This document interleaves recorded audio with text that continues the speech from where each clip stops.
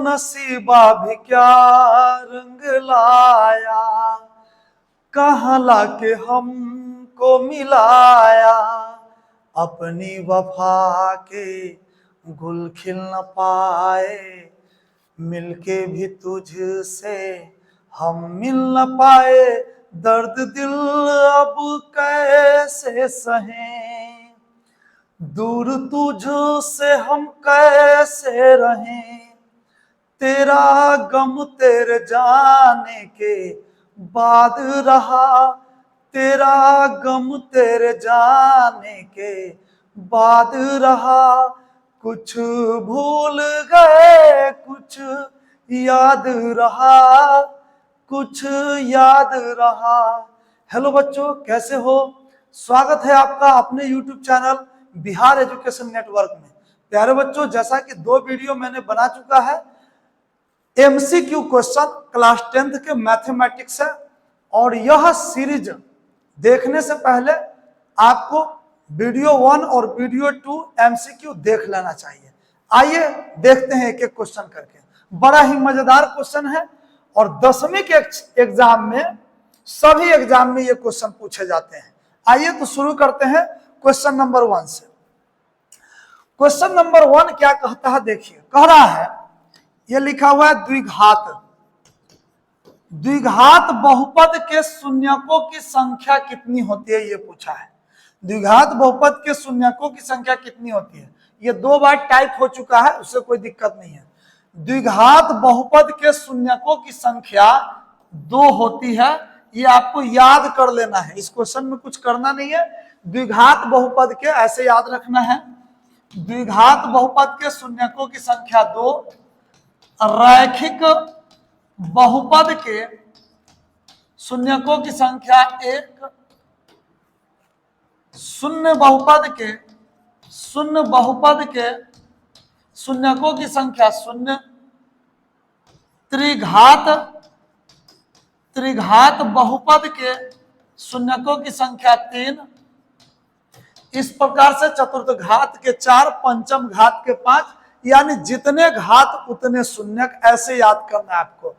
तो रैखिक का याद कर लीजिएगा, 1 होता है, द्विघात का 2, शून्य बहुपद का 0, त्रिघात का 3, चतुर्थ घात का 4 होता है।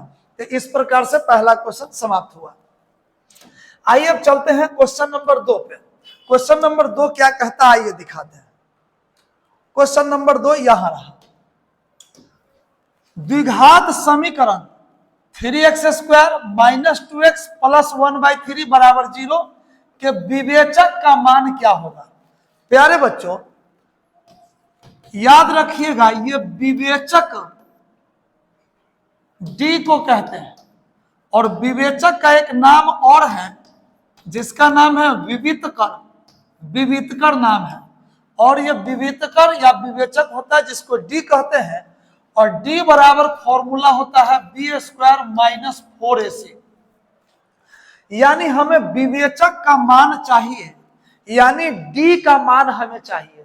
तो D का मान अगर आप फॉर्मूला देखें तो D का मान के लिए B, A और C 3 चीज चाहिए। आइए निकाल लेते हैं। समीकरण है 3x² - 2x + 1/3 = 0। तो इस प्रकार से A का मान यहां 3 होगा, D का मान -2 होगा, और C का मान 1/3 होगा। हमें D निकालना है, यानी विवेचक निकालना। हमें विवेचक निकालना है, यानी D निकालना है। D बराबर होता है B² - 4AC। तब B का मान कितनी है, तो B का मान यहाँ पे -2 है, तब -2 का स्क्वायर -4AC। A का मान 3 है तो 3, और C का मान 1/3 है तो 1/3। इस प्रकार से आप देखिए, 3 से 3 कैंसिल हो जाएगा, -2 का स्क्वायर 4 होगा, अब माइनस 4 × 4, 4 में से 4 0, यानी हमारा विवेचक का मान 0 आ गया। Option number A is the right answer. Clear है बात? तो D का मान 0 आ गया। चलिए, तो D को ही विवेचक बोला जाता है। D का फॉर्मूला होता है B² - 4AC। आइए आते हैं क्वेश्चन नंबर 3 पे। क्वेश्चन नंबर 3 क्या कहता है देखिए, क्वेश्चन नंबर 3 ये रहा। क्वेश्चन नंबर 3 कहता है कि बहुपद 4x² माइनस 4x प्लस 1 के मूलों का गुणनफल होगा। अब आइए देखिए पहले मूलों का गुणनफल होता क्या है।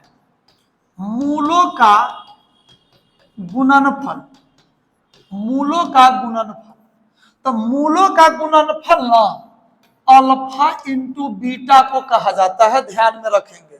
मूलों का गुणनफल अल्फा इंटू बीटा को कहा जाता है।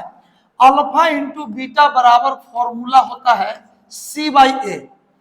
इसका मतलब मूलों का गुणनफल यानी अल्फा इंटू बीटा निकालने के लिए हमें C और A चाहिए। आइए यहां से निकाल लेते हैं।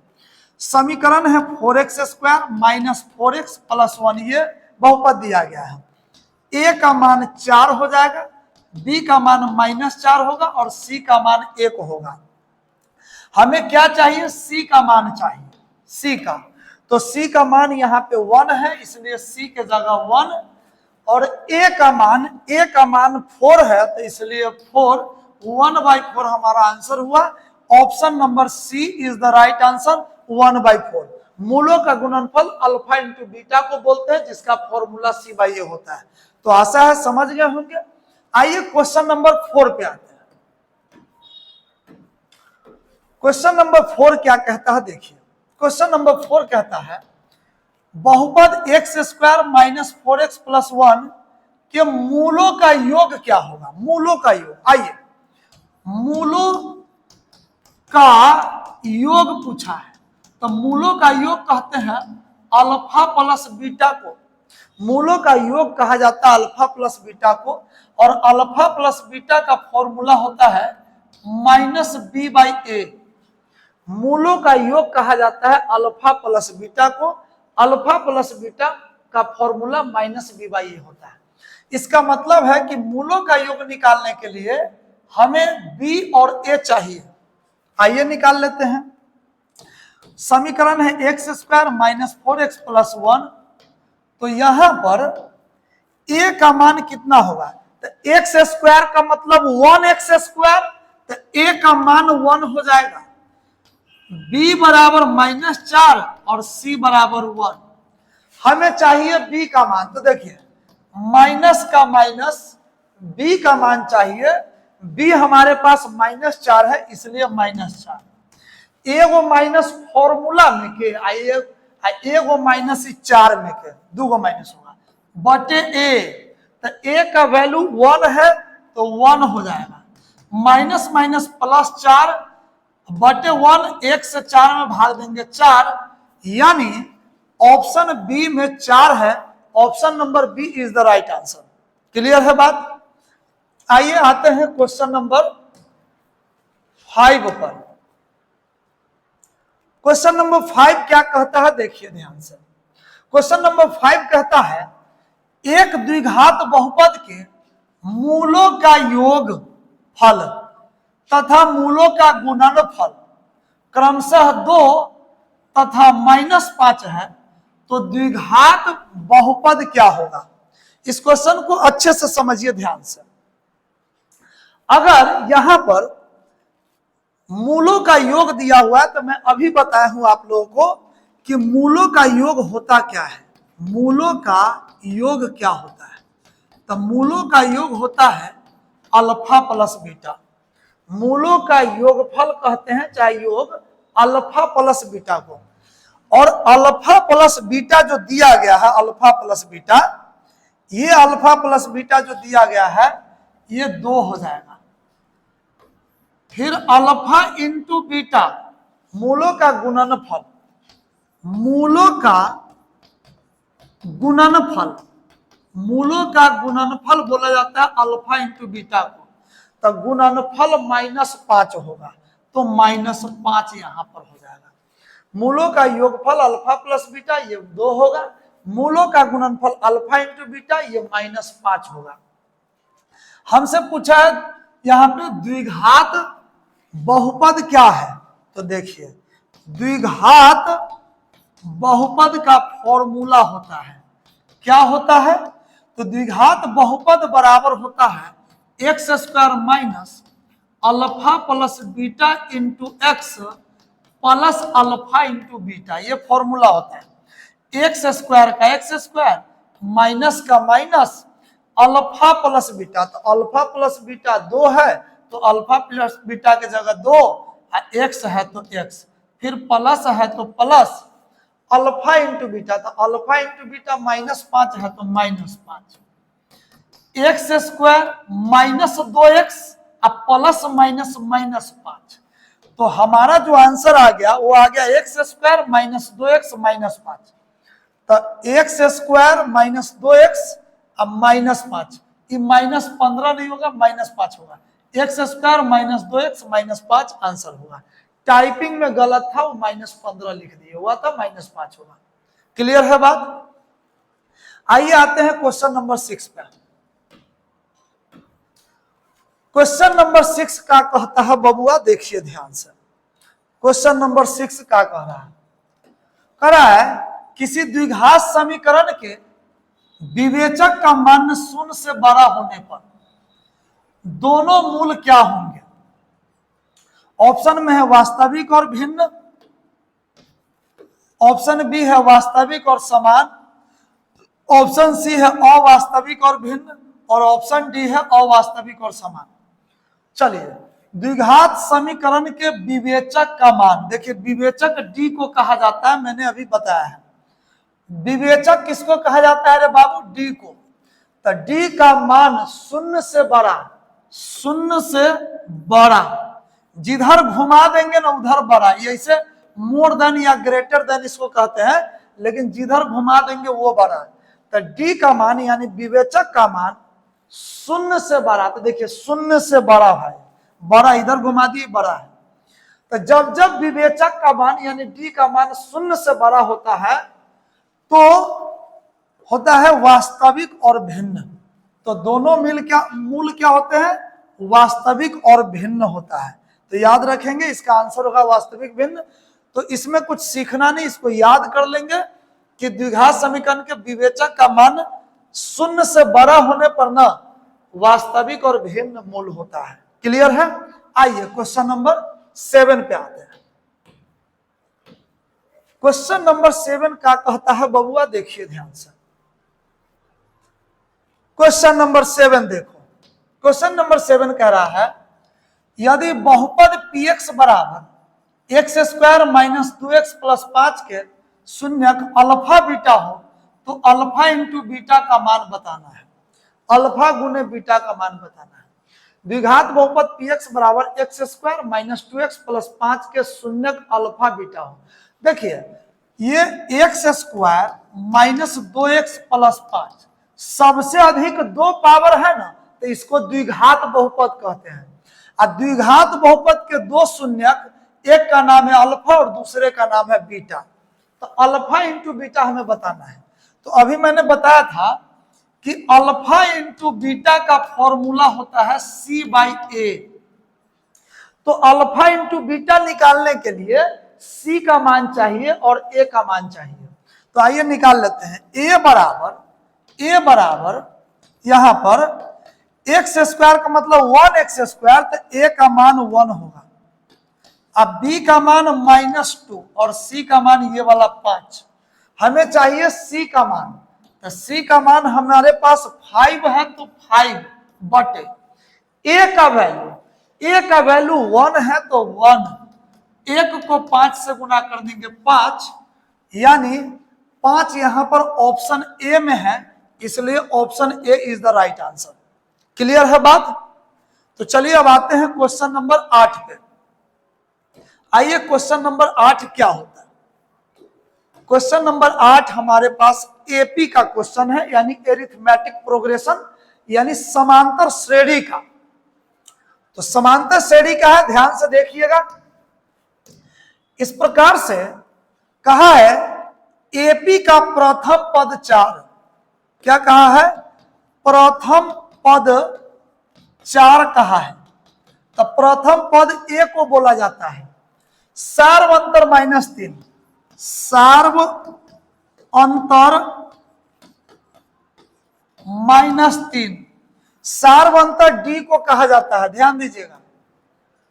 इसका नौवां पद क्या होगा? तो देखिए नौवां पद का फॉर्मूला लिख लेंगे सबसे पहले। नौवां पद का साइन होगा संकेत A9। तो नौवां पद का फॉर्मूला होता है A + 8D। लिखने का तरीका मैं बताता हूं। देखिए नौवां पद कहेगा ना तो 1 कम कर देंगे, 9 से 1 कम 8D। 7वां पद कहेगा ना तो 1 कम कर दीजिए 6D। ए ही रहेगा। तो देखिए ए का मान चाहिए, ए का मान है 4, तो 4 रख देंगे, प्लस का प्लस, 8 का 8, कोई चिन्ह नहीं है तो गुना। डी का मान यहाँ पे -3 है तो -3 रहेगा। अब यहाँ पे क्या करेंगे, 4 का 4, प्लस माइनस माइनस, 8 3 के 24, 24 में से 4 घटाइए -20, यानी ऑप्शन सी में -20 है। Option C is the right answer. Clear है बात? यहाँ पे ऑप्शन ए नहीं दिख रहा है, शायद टाइपिंग करने में मिस्टेक नहीं है, ठीक है। लेकिन चलिए यहाँ पे -20 आंसर आया है तो -20, option C is the right answer. चलिए अब चलते हैं क्वेश्चन नंबर 9 पे। बहुत क्वेश्चन नहीं है, 15 से 16 क्वेश्चन का सीरीज है। ध्यान से देखिएगा और हर एग्जाम में ये क्वेश्चन आएगा निश्चित रूप से, क्योंकि ये इंपॉर्टेंट क्वेश्चन चुना गया हुआ है। आइए क्वेश्चन नंबर 9 पे चलते हैं। क्वेश्चन नंबर 9 क्या कहता है देखिए। क्वेश्चन नंबर 9 है श्रेणी एरिथमेटिक प्रोग्रेशन, यानी समांतर श्रेणी को ही श्रेणी कहा गया है। यहां 0.6 होगा, दशमलव छूटा हुआ है, फिर 1.7, फिर 2.8, फिर 3.9, फिर 3.9 है। डॉट डॉट का सार्व अंतर क्या होगा? सार्व अंतर निकालना है। क्या निकालना है? सार्व अंतर निकालना है। बबुआ सार्व अंतर डी को कहते हैं। तो डी का फॉर्मूला होता है A2 - A1। डी का ऐसे फॉर्मूला होता है, देखिए डी का फॉर्मूला होता है A2 - A1। डी का और फॉर्मूला होता है A3 - A2। डी का और फॉर्मूला होता है A4 - A3। यानी दूसरा पद में से पहला पद घटा दीजिए, चाहे तीसरा में से दूसरा घटाइए, चाहे चौथा में से तीसरा घटाइए, कोनो काम करेंगे तो ये सार्व अंतर आ जाएगा। जैसे दूसरा में से पहला, तो देखिए दूसरा पद या पहला पद ये है, दूसरा पद ये है। तो यहाँ पहला पद जो है 0.6 है, दूसरा 1.6 है। तो कोनो अगला में से पिछला को घटाएंगे तो सार्व अंतर निकल जाता है, कोनो अगला में से।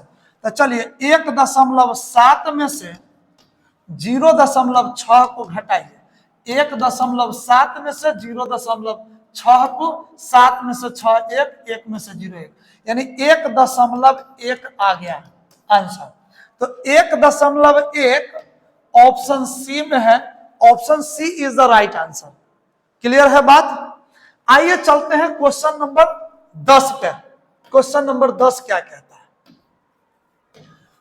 क्वेश्चन नंबर 10 है, क्वेश्चन नंबर 10 क्या कहता है देखिए ध्यान से। 2 अंकों वाली कितनी संख्या 3 से विभाज्य है? आप इस क्वेश्चन को बनाएंगे ना, एक बोर्ड होगा क्वेश्चन पूरा, लेकिन इसको अगर समझेंगे तो बस 2 से 5 सेकंड लगेगा और काम खत्म। देखिए कैसे, आप खुद सोचिए कि 2 अंकों वाली संख्या कहां से कहां तक होती है? 2 अंकों वाली, तो आप बोलेंगे सर जी 2 अंक वाली 10 से स्टार्ट होगा, क्योंकि एगो अंक का एगो अंक 2 अंक, 99 तक 2 अंकों वाली संख्या जाएगी। 10 से शुरू होगा और 99 तक जाएगी। क्लियर है बात? तो सबसे पहले आप सोच लीजिए कि 2 अंकों वाली संख्या होती कितनी है। पहले 3 से विभाज्य बाद में सोच लेंगे, पहले आप सोचिए कि 2 अंकों वाली संख्या होती कितनी है। तो समझिए 10 से 99 तक गिनेंगे ना तो 90 गो होगा टोटल। 90 गो कैसे? 99 गो, 1 से 99 तक 99 गो हुआ, 1 से 9 तक आएगा 9 गो, तो 9 गो नहीं ना है, तो तो 99 में से 9 घटेगा 90 गो। तो ध्यान में रखना है कि एक अंक की संख्या कै गो कहेगा, एक अंक की संख्या कै गो, तो एक अंक की संख्या 9 गो। कहां से कहां तक?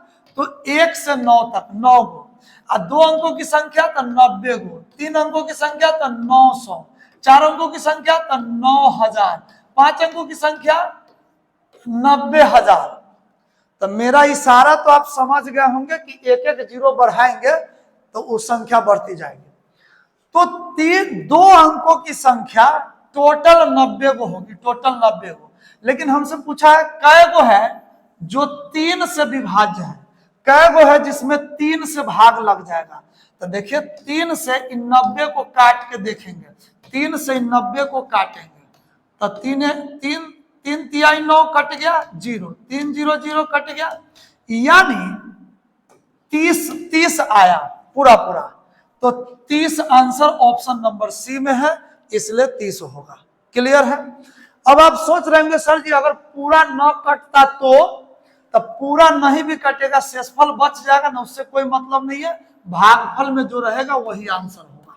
क्लियर है बात? आइए नेक्स्ट क्वेश्चन को देखते हैं। नेक्स्ट क्वेश्चन क्या कहता है आइए देखते हैं। अब हम लोग चलेंगे क्वेश्चन नंबर 11 पे।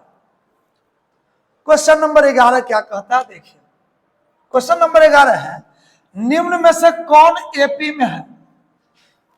ये वाला option A, option B, option C, option D, बताना है कि कौन एपी में है।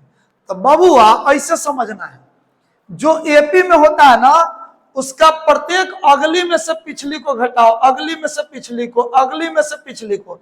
अब बराबर बराबर बराबर बराबर आ गया ना तो एपी में है, और नहीं आया तो नहीं है। तो चलिए देखते हैं कौन बराबर बराबर आ रहा है। तो 4 में से 2 घटाएंगे 2, लेकिन 8 में से 4 घटाएंगे 4, तो 2 आ गया वो 4 आ गया, तो बराबर ना है, एपी में ना है। यहां देखिए 3 में से 1 घटाएंगे 2, और 9 में से 3 घटाएंगे 6, तो ये 2 आ गया, ये 6 आ गया, बराबर बराबर नहीं है, एपी में नहीं है। ए स्क्वायर में से 1 घटाएंगे तो 1 कॉमन लेना पड़ेगा, तो a -1, और फिर ए क्यूब में से a स्क्वायर घटाएंगे तो a स्क्वायर कॉमन ले लेंगे तो a -1 बचेगा। तो देख लीजिए ये भी बराबर नहीं आया, कैसे? a इंटू a -1 है, a स्क्वायर इंटू a -1 है, ये भी बराबर नहीं आया, इसलिए ये भी एपी में नहीं है। इसको चेक करते हैं। -6 में से -10 को घटाना है, इसलिए माइनस, ई वाला फिर माइनस, 2 गो माइनस हो जाएगा, क्योंकि घटाना है वो वाला माइनस। रियल में देखिए एगो तो -6 है, एगो -10 है, घटाना इसलिए माइनस देंगे। तो 2 गो माइनस का मतलब प्लस होता है, तो -6 प्लस 10, तो 10 में से 6 4 आ गया। तो दूसरा में से घटाएं पहला को तो 4, आइए अब तीसरा में से दूसरा को घटाते हैं। तीसरा है -2 घटाओ, दूसरा है -6, तो 2 गो माइनस का मतलब प्लस होता है, तो -2 माइनस प्लस 6 में से 2 घटेगा, फिर आ गया 4। अब तीसरा देखो, फिर 2 में से -2 को घटाओ, 2 माइनस 2, तो माइनस तो प्लस होता है, तो 2 2 4 हो जाएगा। यानी प्रत्येक अगली में से पिछली को, अगली में से पिछली को, अगली में से पिछली को घटाने पर 4 4 4 आ रहा है। तो बराबर जब आया तो यह निश्चित रूप से यही ऑप्शन नंबर डी एपी में है। तो option number D is the right answer. Next question देखते हैं, आइए नेक्स्ट क्वेश्चन 12 नंबर क्वेश्चन को देखते हैं। कुल 15 क्वेश्चन है, बस आप 4 क्वेश्चन आपको और करना है। देखिए ध्यान से, 2 समरूप त्रिभुजों की भुजाएं 4:9 के अनुपात में है, इनके क्षेत्रफलों का अनुपात क्या होगा? क्वेश्चन को थोड़ा सा छोटा करेंगे तो पूरा दिखेगा। इस प्रकार से है, देख लीजिए। 2 समरूप त्रिभुजों की भुजाएं 4:9 के अनुपात में है, इनके क्षेत्रफलों का अनुपात क्या होगा? समरूप की बात हो रही है तो ध्यान से सुनिए। समरूप होता क्या है, पहले इस बात को थोड़ा सा समझिए। जैसे समरूप, सम का मतलब एक जैसन, मतलब समरूप एक जैसन रूप। जैसे एगो बड़का बिल्ली है, एगो बिल्ली के छोटा बच्चा है, तो दोनों समरूप है। कला कि दोनों का रूप क्या है, सेम है। तो समरूप का मतलब जिसका रूप सेम हो। लेकिन त्रिभुज में कुछ अलग नियम पढ़ना होता है, जो सब्जेक्टिव क्वेश्चन जब हम कराएंगे उस समय आपको पूरा बात बताएंगे। आप ऐसे ही इसको समझ सकते हैं, समझिए। अभी एग्जाम नजदीक है, देखिए सेंटअप एग्जाम होने वाली है, उसके लिए ये वीडियो बनाया जा रहा है। हालांकि फाइनल एग्जाम में भी इस वीडियो से क्वेश्चन पूछा जाएगा। समरूप त्रिभुजों की भुजाएं दिया हुआ है 4:9, तो क्षेत्रफलों का अनुपात। तो फॉर्मूला होता है समरूप त्रिभुज के क्षेत्रफलों का अनुपात बराबर, क्षेत्रफलों का अनुपात बराबर होता है भुजाओं के अनुपात का वर्ग, भुजाओं के अनुपात का वर्ग। ये आपको फॉर्मूला याद कर लेना है, भुजाओं के अनुपात का वर्ग। ऐसे भी आप वर्ग लिख सकते हैं। फॉर्मूला होता है कि समरूप त्रिभुज के क्षेत्रफलों का अनुपात बराबर भुजाओं के अनुपात का वर्ग, वर्ग मतलब स्क्वायर यानी 2 पावर। तब भुजाओं का अनुपात क्या है, 4:9, तो 4:9, फिर वर्ग है यानी स्क्वायर है, तो 4 का स्क्वायर 16 अनुपात 9 का स्क्वायर 81, 16:81 और 16:81 ऑप्शन नंबर बी में है। क्लियर है बात। आइए चलते हैं क्वेश्चन नंबर 13 पे। क्वेश्चन नंबर 13 क्या कहता है? क्वेश्चन नंबर 13 है, देखिए फिर समरूप के बारे में दिया गया है। दो समरूप त्रिभुजों के क्षेत्रफल क्रमशः 9 सेंटीमीटर स्क्वायर तथा 16 सेंटीमीटर स्क्वायर है, तो इनकी क्या पूछा है, इनकी संगत भुजाओं का अनुपात, यानी भुजाओं का अनुपात पूछा है हमसे, भुजाओं का अनुपात पूछा है। तो देखिए इसको थोड़ा सा मैं छोटा कर दूं ताकि पूरा दिखे अच्छा से। चलिए, तो हमसे पूछा है समरूप त्रिभुज के क्षेत्रफल का अनुपात, क्षेत्रफल क्रमशः 9 सेंटीमीटर स्क्वायर और 16 सेंटीमीटर स्क्वायर है, तो इनकी संगत भुजाओं का अनुपात क्या होगा। तो चलिए, समरूप त्रिभुज का क्षेत्रफल, भुजाओं का अनुपात पूछा है, तो भुजाओं का अनुपात का फॉर्मूला होता है, देखिए भुजाओं का अनुपात बराबर अंडर रूट क्षेत्रफलों का अनुपात। भुजाओं का अनुपात बराबर अंडर रूट क्षेत्रफलों का अनुपात। तो क्षेत्रफल कितना कितना है, तो 9 है और 16 है, तो क्षेत्रफलों का अनुपात 9:16 अनुपात में लिख दिए हैं।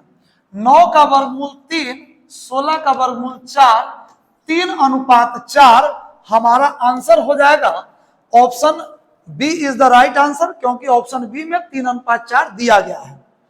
आइए अब चलते हैं सेकेंड लास्ट क्वेश्चन पे, 14 नंबर क्वेश्चन पे।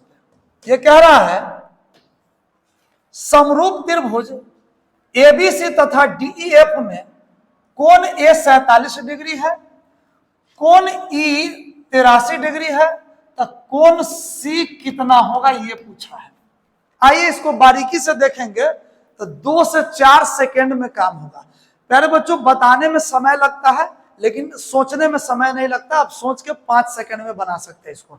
देखिए ध्यान से, समरूप त्रिभुज, 2 समरूप त्रिभुज है, तो पहले लिख लेते हैं त्रिभुज ए बी सी समरूप त्रिभुज डी ई एफ।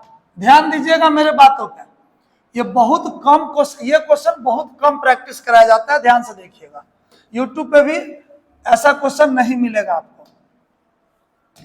तो यहां पर इसको समरूप बोलते हैं। ये त्रिभुज एबीसी है, समरूप त्रिभुज डीईएफ है। बात को थोड़ा समझिएगा। कोण की बात करें तो कोण ए के संगत कोण डी है, और कोण बी के संगत कोण ई है, और कोण सी के संगत कोण एफ है। यानी समरूप त्रिभुज के संगत कोण बराबर होते हैं। जितना कोण ए होगा उतना ही कोण डी होगा, जितना कोण बी होगा उतना ही कोण ई होगा, और जितना कोण सी होगा उतना ही एफ होगा। अगर ऐसा है तो देखिए हमें निकालना है कोण सी, हमें कोण सी बताना है कितनी होगी। तो आइए कोण सी के लिए देख लेते हैं।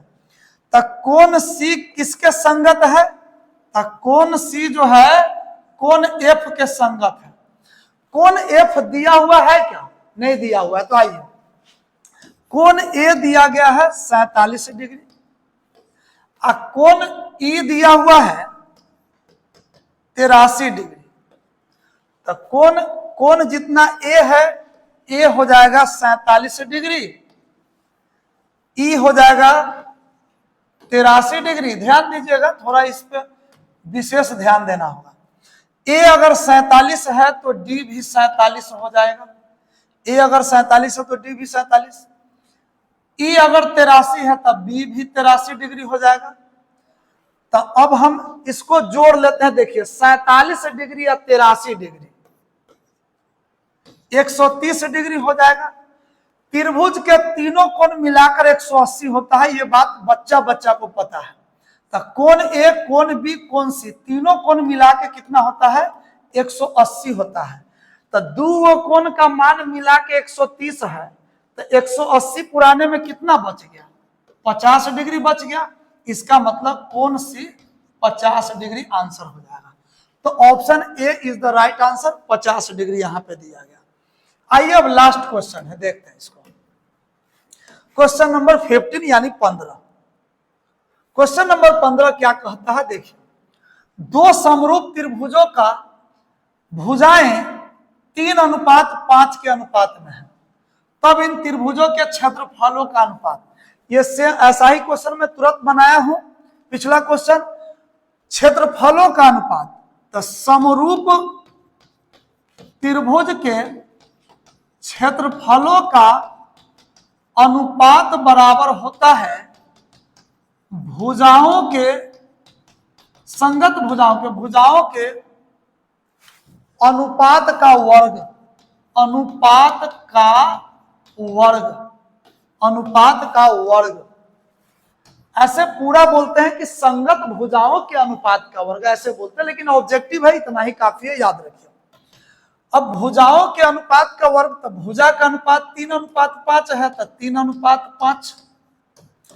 इसका वर्ग कहा है? वर्ग मतलब 2 पावर, 3 का स्क्वायर 9 और 5 का स्क्वायर 25, यानी 9:25। यहां पे 9:25 है। देखिए कैसे, यहां पे है 81 का वर्गमूल होता है 9 और 625 का वर्गमूल होता है 25, यही 9:25 है। Option A is the right answer. तो प्यारे बच्चों, अगर वीडियो अच्छा लगा हो तो लाइक करें, शेयर करें, सब्सक्राइब करें, और दोस्तों को भी सब्सक्राइब करें। थैंक यू, धन्यवाद।